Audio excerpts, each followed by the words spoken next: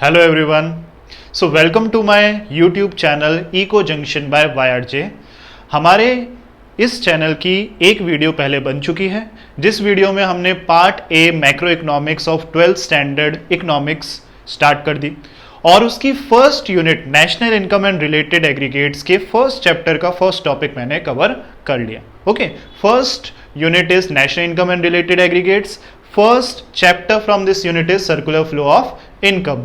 Okay, and the first topic we have studied what are economic variables, how they are divided. Okay, stock variable and flow variables. मैं उसके बारे में अभी ज़्यादा नहीं बताऊंगा, आप लोग उस वीडियो को अच्छे से देखिए और फिर इस सेकंड टॉपिक की वीडियो को देखना, क्योंकि सारे टॉपिक्स हमारे रिलेटेड होंगे. तो आपका बैकग्राउंड और पुरानी चीज़ें, पुराने टॉपिक्स क्लियर होते हैं because they are related to the coming topics also and I take reference from those topics also. Okay, so let us start. So now we will start the second topic from this chapter from the first unit after studying economic variables. ठीक है, मैंने आपको बताया था stock और flow variable में income is a flow. तो now let us talk about more what is income. ठीक है, तो आज का हमारा टॉपिक है what is income. Basically income है क्या, इनकम होती क्या है ना. इनकम सुना है, इनकम फ्लो होती है, वो हमने पिछली वीडियो में जाना, उसके बारे में बहुत अच्छे से पढ़ा कि स्टॉक और फ्लो का डिफरेंस क्या है. ठीक है, लेकिन अब एक क्वेश्चन आ रहा है हमारे सामने कि भाई बेसिकली इनकम है क्या, या if we are studying economics तो how can we identify income. तो वो अब हम पढ़ने वाले हैं. तो सबसे पहले मैं बताता हूं इसको कैसे डिफाइन करते हैं और इसको कैसे समझते हैं. Very important thing. देखिए, इनकम को डिफाइन किया जाता है, income is a flow.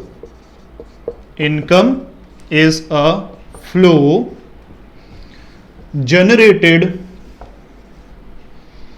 as a result of flow of activities among three economic functions. Three economic functions. ठीक है, those three economic functions are production, consumption and exchange and distribution. Okay, exchange and distribution. सो इस तरीके से income को define किया जाता है. Income is a flow. आपको पता है सारे इकोनॉमिक वेरिएबल्स को एज अ स्टॉक या एज अ फ्लो डिवाइड किया जाता है, कैटेगराइज किया जाता है. तो इनकम है क्या, इनकम एक फ्लो है. तो ये चीज़ समझ में आती है, टाइम पीरियड के बीच में ही मेजर हो सकता है. फिर बात होती है कि ये भाई जनरेट कैसे हुआ, ये है क्या, ये डेवलप कैसे हुआ. तो बोलते हैं ये वो फ्लो है which is generated as a result of flow of activities among three economic functions of production, consumption, exchange and distribution.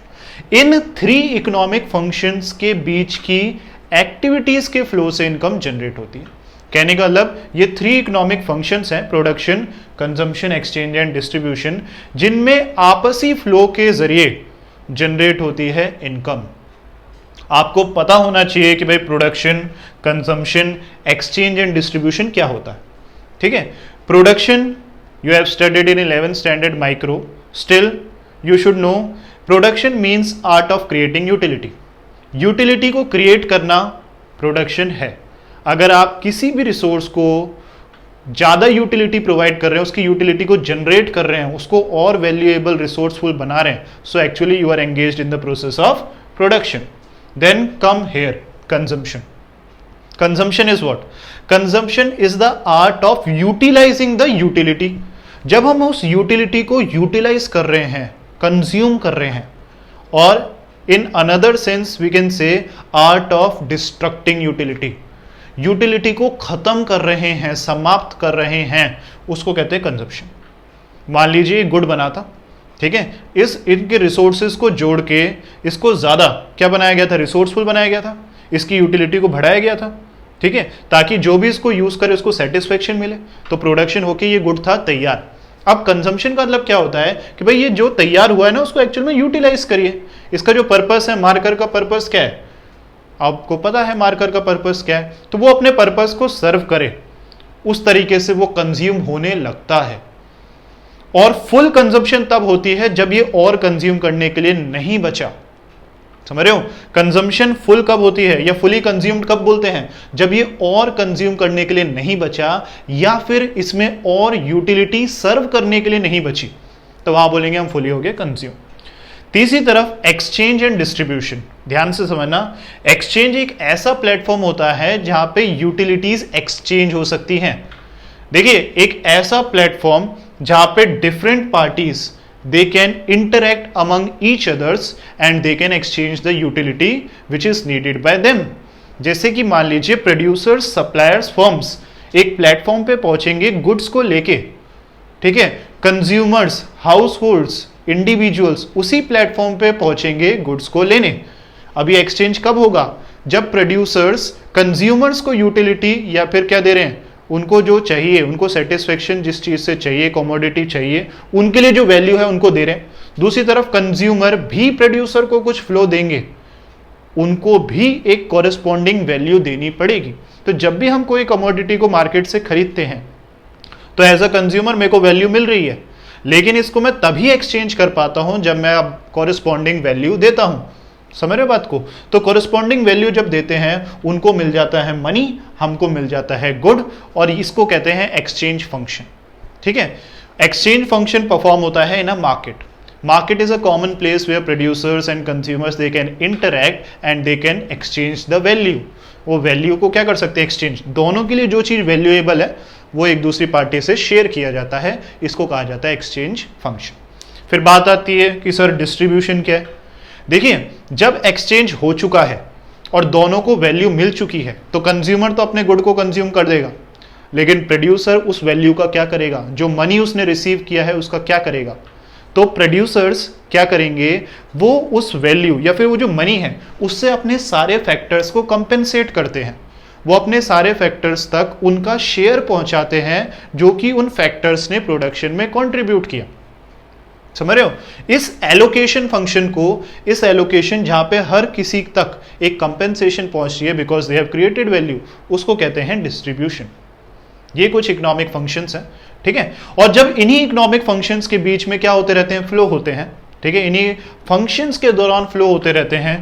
Flow चाहे इस तरीके से डायरेक्ट हो, ठीक है, या फिर कॉरेस्पॉन्डिंग इस तरह से फ्लो हो, ठीक है। कुछ भी इनकी क्या हो सकती है? डायरेक्शन हो सकती है। लेकिन जब ये तीनों इकोनॉमिक फंक्शन साइमल्टेनियसली परफॉर्म होती हैं तो उसका एक रिजल्ट है जिसको कहते हैं इनकम, ठीक है। उसका एक रिजल्ट है जिसको क्या कहते हैं? इनकम। इसी वजह से हम बोलते हैं income is generated. Income generate होती है when these three economic functions are performed simultaneously. समझ रहे हो बात को? और एक चीज हमेशा याद रखना, इसको कहते हैं, ये मैंने यहां पे बनाया है, इसको कहते हैं इनकम जनरेशन साइकिल, ठीक है। ये एक साइकिल है क्योंकि यहां पे जितनी भी फंक्शन है, जितने भी प्रोसेस है, कंटिन्यूअसली परफॉर्म हो रहे हैं। इसमें से एक भी फंक्शन निकाल दूंगा ना तो क्या होगा? इनकम कभी जनरेट नहीं हो पाएगी। प्रोडक्शन हटा दो, यूटिलिटी बनानी हटा दो, कैसे इनकम जनरेट होगी? कंजम्पशन हटा दो, ठीक है, लोग खरीद ही नहीं रहे, ठीक है, हटा दो। मतलब खरीद नहीं रहे मतलब वो यूज नहीं कर रहे। खरीदना तो यहां आएगा, खरीदना और एलोकेट करना यहां आएगा। यहां पे सिर्फ बनाना, यहां पे सिर्फ कंज्यूम करना, और यहां पे है उनका इंटरेक्शन, जो आपस में वो इंटरेक्ट करके क्या कर सकते हैं? आपस में इंटरेक्ट करके वैल्यू को एक्सचेंज एंड फैक्टर्स को रेम्यूनरेट। तो कोई अगर कंज्यूम ही नहीं कर रहा तो क्यों मार्केट में जाएगा? एक्सचेंज फंक्शन में पार्टिसिपेट क्यों करेगा? प्रोड्यूस ही नहीं हो रहा तो एक्सचेंज फंक्शन में पार्टिसिपेट कैसे करेंगे? एक्सचेंज फंक्शन ही नहीं है तो आपस में एक दूसरे से वैल्यू इंटरचेंज कैसे होगी? तो किसी भी इकोनॉमिक फंक्शन को यहां से आप हटाते हैं तो ये इनकम जनरेट नहीं हो पाएगी, ठीक है। तो एक चीज आपको याद रखना है, what is income and how is income generated. Income is generated as a what? Cycle between as a cycle when these three economic functions are performed simultaneously। तो हम बोलते हैं income generation is a cycle. It is a continuous process, never ending process if any element is removed. So ultimately income will not be generated. ठीक है, तो आज की class में हमने ये पढ़ा what is income। Income generate कैसे होती है और इन 3 इकोनॉमिक फंक्शंस का हमारी इकोनॉमी में क्या रोल है। ठीक है, आपने इन 3 इकोनॉमिक फंक्शंस के बारे में माइक्रो में पढ़ा था, लेकिन देखिए ये मैक्रो है और यहाँ पे हम सिर्फ एक यूनिट की बात नहीं करते, यहाँ पे हम ओवरऑल यूनिट्स की बात करते हैं। तो एक मैक्रो लेवल वेरिएबल है इनकम। इनकम एक मैक्रो लेवल वेरिएबल है और उसको हमने सारे ही इकोनॉमिक फंक्शंस को साइमल्टेनियसली परफॉर्म करके जनरेट किया। तो यहाँ पे माइक्रो और मैक्रो का भी डिफरेंस आपको क्लियर होगा। अगर हम इसको माइक्रो लेवल पे देखें, सिर्फ प्रोडक्शन हो रही है, सिर्फ कंजप्शन हो रही है, जो आपने थ्योरी ऑफ कंज्यूमर बिहेवियर पढ़ा था, supply and theory of producer behaviour पढ़ा था, फॉर्म्स ऑफ मार्केट पढ़े थे, अलग अलग कर दो इनको तो इनकम जनरेट नहीं होगी। इनकम जनरेट तभी होगी जब ये तीनों साइमल्टेनियसली परफॉर्म हो रहे हैं। Okay, so I hope you have understood the concept, and please like the video if you have understood and subscribe to my YouTube channel. Please press the bell button so that you can get the notifications of my new videos as I'm uploading them. Okay, so thank you everyone.